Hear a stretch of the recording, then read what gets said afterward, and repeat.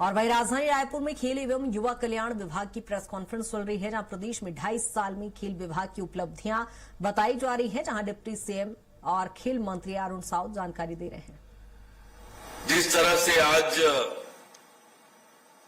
इन प्रयासों का परिणाम भी लगातार निकलकर आ रहा है और हमें उपलब्धियां भी लगातार मिलती जा रही है। हमने देखा कैसे हमारी एकेडमी में प्रशिक्षणरत संजू देवी ने महिला कबड्डी विश्व कप 2025 में भारत की ओर से खेलते हुए मोस्ट वैल्यूएबल प्लेयर का खिताब हासिल किया। बिलासपुर बहतराई स्टेडियम में वो प्रशिक्षण लेती हैं। उसी तरह से हमारी एकेडमी में ही प्रशिक्षण लेने वाली किरण पिस्दा भारतीय टीम में AFC वुमेन एशियन कप के लिए क्वालिफाई किया। ये अकादमी हमारी संचालित हो रही है, वहां से निकली हुई प्रतिभा है। और अभी जैसे कल ही आपने देखा कि कॉमनवेल्थ गेम्स में रजत पदक लेकर आई छत्तीसगढ़ की बेटी ज्ञानेश्वरी यादव जी को न केवल DSP बनाने की घोषणा हुई है, राज्य सरकार की ओर से 30 लाख रुपए प्रोत्साहन की राशि देने की घोषणा हुई है और उनका बहुत ही अभिनंदन और स्वागत छत्तीसगढ़ में हुआ है। हमने सब देखा है कि कैसे सामान्य परिवार से चलकर अपनी मेहनत और प्रतिभा के दम पर यहाँ तक पहुंची है। तो इस तरह से हम खेल और खिलाड़ियों के प्रोत्साहन के लिए लगातार काम कर रहे हैं। एक नई योजना इस साल के बजट में हमारी सरकार ने प्रारंभ किया है, मुख्यमंत्री खेल उत्कर्ष मिशन। इसमें खेल अधोसंरचना, खेल का वातावरण निर्मित करने और महिला खिलाड़ियों को प्रोत्साहित करने, प्रतिभाओं के पहचान हेतु ये इस पैसे का उपयोग होगा मुख्यमंत्री खेल उत्कर्ष मिशन में, जिसमें 100 करोड़ रुपए का प्रावधान किया है।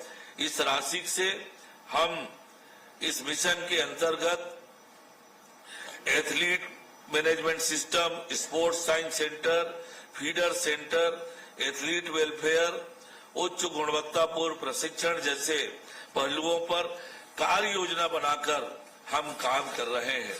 साथियों, 2016 के बाद हमारे राज्य में जो 14 प्रशिक्षक हैं, उनकी कोई ट्रेनिंग नहीं हुई है।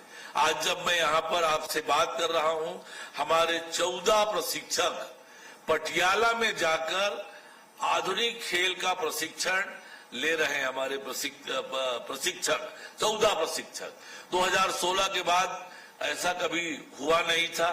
लगातार प्रयत्न करके हमने उन्हें वहां भेजा है पटियाला में, वहां जाकर वो प्रशिक्षण ले रहे हैं। राज्य में खेल के बजट में भी लगातार वृद्धि हो रही है। 2024-25 में केवल 104 करोड़ रुपए का बजट था खेल के लिए। 2025-26 में ये 190 करोड़ हुआ और 26-27 में ये बजट बढ़कर 304 करोड़ रुपए हुआ है। आगामी समय में भी लगातार खेल की गतिविधियां संचालित हम करने वाले हैं। आने वाले समय में बहुत जल्दी हम हॉकी लीग का आयोजन करने वाले हैं। उसकी तैयारियां बहुत आगे बढ़ गई है। बहुत जल्दी तिथि की घोषणा करेंगे और हॉकी का जो पोटेंशियल है छत्तीसगढ़ में, हॉकी में जो नाम रहा है छत्तीसगढ़, लंबे समय से प्रतियोगिताएं नहीं हो रही थी, तो हमने विचार किया कि हम अपना छत्तीसगढ़ में हॉकी लीग करेंगे ताकि हमारे खेल और खिलाड़ियों को अपनी प्रतिभा दिखाने का अवसर मिले। हमारे यहाँ के जो नए खिलाड़ी हैं उनको अच्छा खेल देखने का अवसर मिले, उन्हें प्रेरणा मिले और वन डिस्ट्रिक्ट वन स्पोर्ट्स का आयोजन भी इसी के साथ हम करने वाले हैं। तो ये लगातार खेल और खिलाड़ियों के लिए, खेल और खिलाड़ियों के बेहतरी के लिए हमारी सरकार योजना बनाकर लगातार काम कर रही है।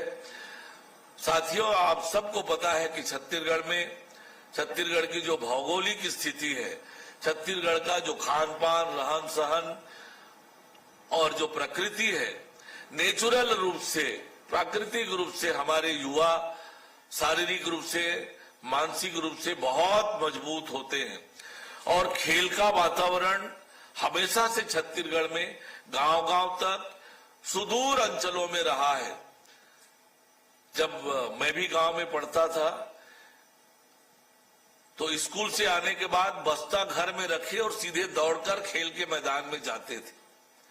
वो वातावरण फिर से बने, फिर से हमारे युवा खेल के मैदान में ज्यादा से ज्यादा दिखे, इसको लेकर भी हम बहुत गंभीरता से प्रयत्न कर रहे हैं।